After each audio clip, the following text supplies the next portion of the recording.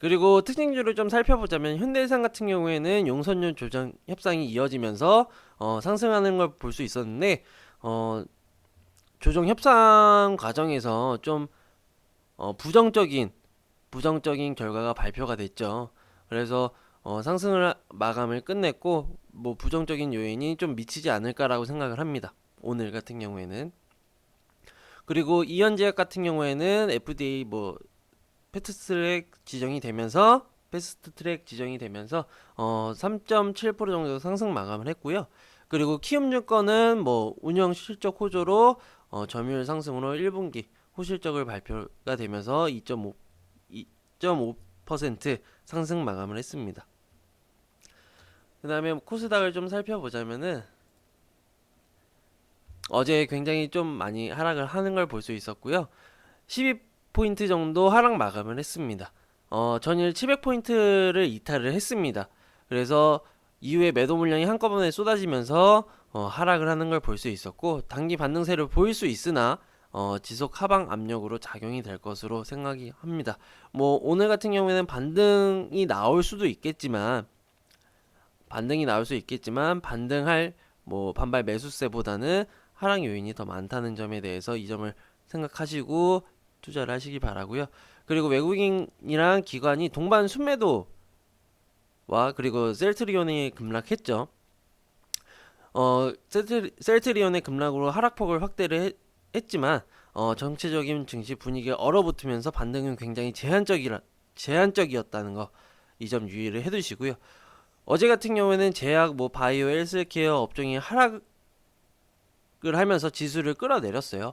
그래서 강세를 이어오던 뭐 올해 올 LED 장비라든지 게임, 엔터 업종에도 동반 약세를 보이면서 하락 마감을 한 걸 볼 수 있었습니다. 장 초반에는 뭐 외국인 기관에서 뭐 셀트리온을 중심으로 매도 강세를 보이면서 하락폭을 확대를 시켰고, 그리고 중반에는 카카오나 동서, 시가총액 상위 종목들이 반발 매수세 유입으로 반등을 했죠. 근데 전체적인 시장의 위축으로 해서 굉장히 제한적인 모습을 볼 수 있었고, 그리고 외국인 매도 확대와 투자자들 리스크 관리로 추가 매도 물량이 하락 마감을 했습니다. 네, 코스닥 1분 차트를 보시게 되면은 굉장히 잘 보이시죠? 장 초반에는 매도 뭐 외국인 기관 뭐 셀트리온을 중심으로 매도세를 보이면서 하락폭을 굉장히 확대했던 모습. 그리고 중반에는 시가총액 상위 종목들이 반발 매수세에 이어서 반등을 했지만 제한적인 모습을 보였고, 그리고 투자자들 리스크 관리, 그리고 외국인들도 매도 확대를 하면서 하락 마감을 하는 걸 볼 수 있었습니다. 네, 그리고 특징주를 좀 살펴보자면 JC 현 시스템 같은 경우에는 대통령님이 드론 규제 전면 해제를 하면서 24% 상승 마감을 한 걸 볼 수 있었고요. 그리고 광림, SMC 액면 분할 후 거래 재개를 하면서 상승가를 찍은 걸 볼 수 있었습니다. 네, 그리고 글로벌 이슈에 대해서 좀 살펴보자면 다우 산업지수 같은 경우에는 0.02% 하락하는 걸 볼 수 있었고, 나스닥 같은 경우는 0.5% 상승 마감을 한 걸 볼 수 있었습니다. 국제유가 상승에도 뭐 FOMC 의사록에 의해서 6월 금리 인상 가능성이 일제히 높아지면서 하락하는 걸 볼 수 있었고, 그 뒤에 혼조세를 보이는 걸 볼 수 있습니다. 그리고 4월 FOMC 의사록에서는 2분기 경제 성장률 반등과 고용시장 강세, 그리고 물가 상승 목표치의 근접 등의 조건이 충족된다면은 6월 금리 긴주 6월 기준금리 인상 가능성이 굉장히 높아진다라고 생각하시면 될 것 같습니다. 뭐 해외 변수와 금융시장의 뭐 급변에 대해서 리스크는 아직 여전히 남아있는 상황이라고 보시면 될 것 같고, 그리고 증시 전반에는 악재로 작용했지만 금리 인상 수혜가 기대되는 뭐 금융업종은 강세를 보이는 것을 볼 수 있었습니다. 그리고 국제유가 같은 경우에는 휘발유, 정제유 재고 감소 영향으로 상승세를 보였지만 금리 인상 가능성에 따른 달러 강세로 하락 반전을 해서 하락 마감을 하는 걸 볼 수 있었고요. 그리고 6월 14일, 15일 FOMC 발표가 있죠. 그리고 브렉시트 투표가 6월 23일 날 있고요. 브렉시트 전에 한번 말씀을 드렸었는데 투표가 되고 나서 이게 브렉시트가 현실화가 된다면은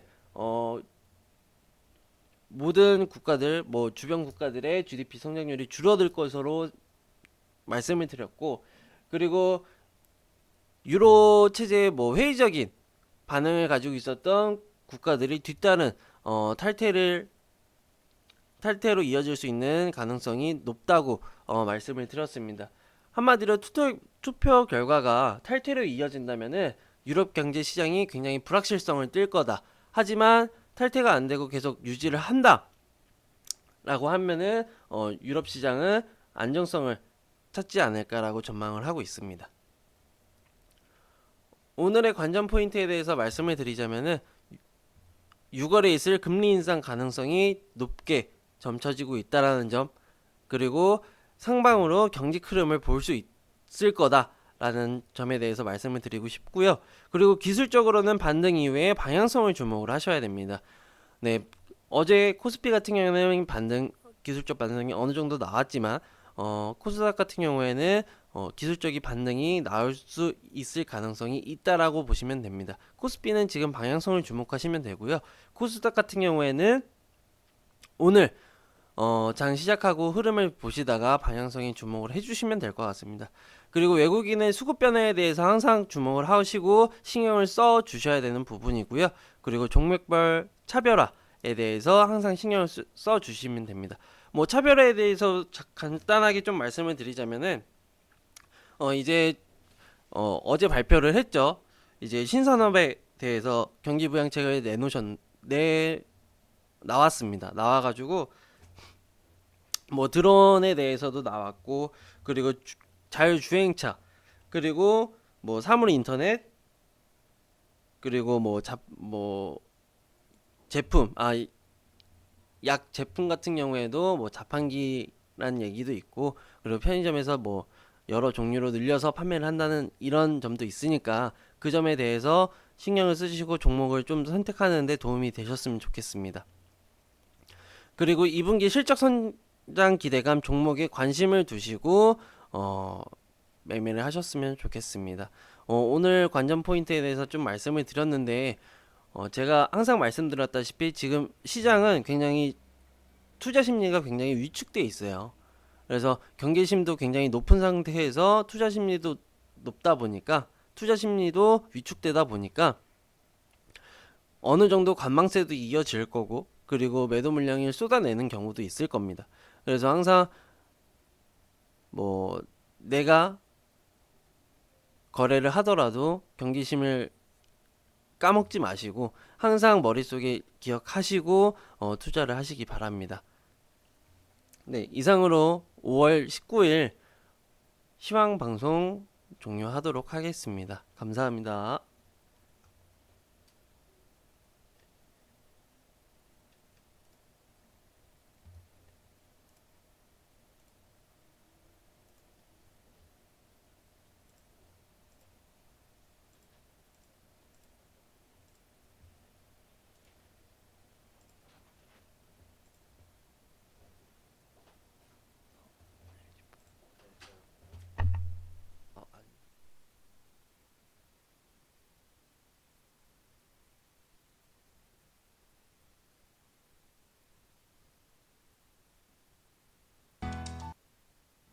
이거 해라 저거 해라 다 어른들이 원하는 거, 어른들의 생각뿐이잖아요. 교과서 예밑줄 긋고 형광펜으로 덧칠하기, 영어 수학 학원에